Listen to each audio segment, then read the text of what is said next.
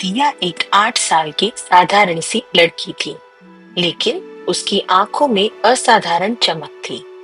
वह सुंदरपुर नाम के एक छोटे से गांव में रहती थी, जो चारों ओर से हरियाली, खेतों और जंगलों से घिरा हुआ था। उसका घर मिट्टी का बना हुआ था, जिसमें खपरेल की छत थी।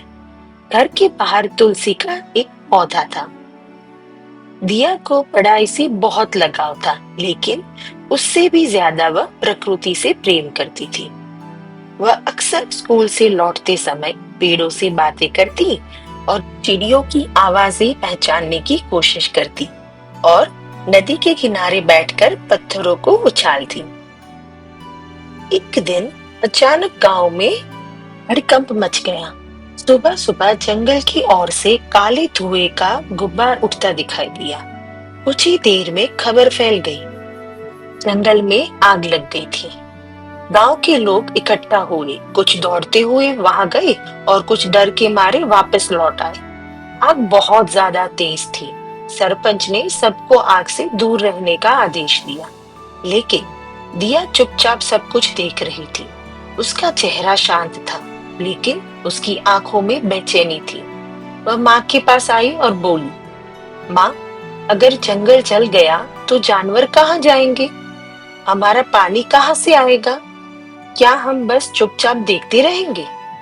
माँ ने उसका हाथ थाम लिया और बोली, बेटा, तू बच्ची है, ये काम बड़ों का है। लेकिन दिया ने धीरे से अपना हाथ छुड़ाया और बोली, अगर बड़े डर जाए तो बच्चों को ही कुछ करना होगा ना। दिया अकेली जंगल की ओर चल पड़ी। रास्ते में उसे धुआं और राख की बू आ रही थी, लेकिन उसके कदम नहीं रुके। उसने देखा कि कुछ अजनबी लोग लकड़हारे के वेश में आग लगाकर भाग रहे थे। उन्होंने जानबूझकर जंगल में आग लगाई थी, ताकि पेड़ों को आसानी से काटा जा सके।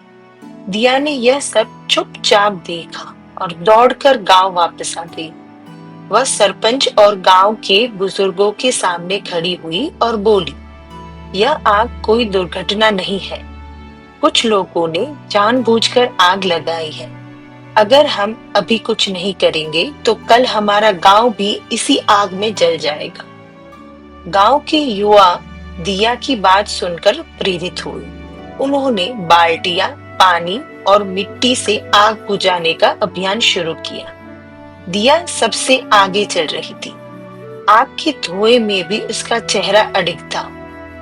कुछ घंटों की मेहनत के बाद आग पर काबू पा लिया गया। गांव बच गया और जंगल भी। पुलिस आई और उन लकड़हारों को पकड़ के ले गई। सभी हैरान थे कि इस आग की सच्चाई एक 8 साल की बच्ची ने उजागर की। अगले दिन अखबारों में छपा, नन्ही बच्ची ने बचाया जंगल और गांव को। गांव वालों ने दिया को गोद में उठाकर खुशी मनाई। उसे स्कूल में सम्मानित किया गया। लेकिन दिया मुस्कुराकर सिर्फ इतना बोली, मैंने सिर्फ वही किया जो मुझे करना चाहिए था। लेकिन यह तो सिर्फ शुरुआत थी, असली परीक्षा तो अभी बाकी थी। जब गांव की नदी सूखने लगी और जीवन फिर संकट में पड़ गया, दिया कैसे अपने गांव को बचाती है, देखेंगे हम अपने अगले वीडियो में। अगर आपको हमारी वीडियोस अच्छे लगते हैं तो प्लीज़ उन्हें लाइक और शेयर करें और हमारी चैनल को सब्सक्राइब करें।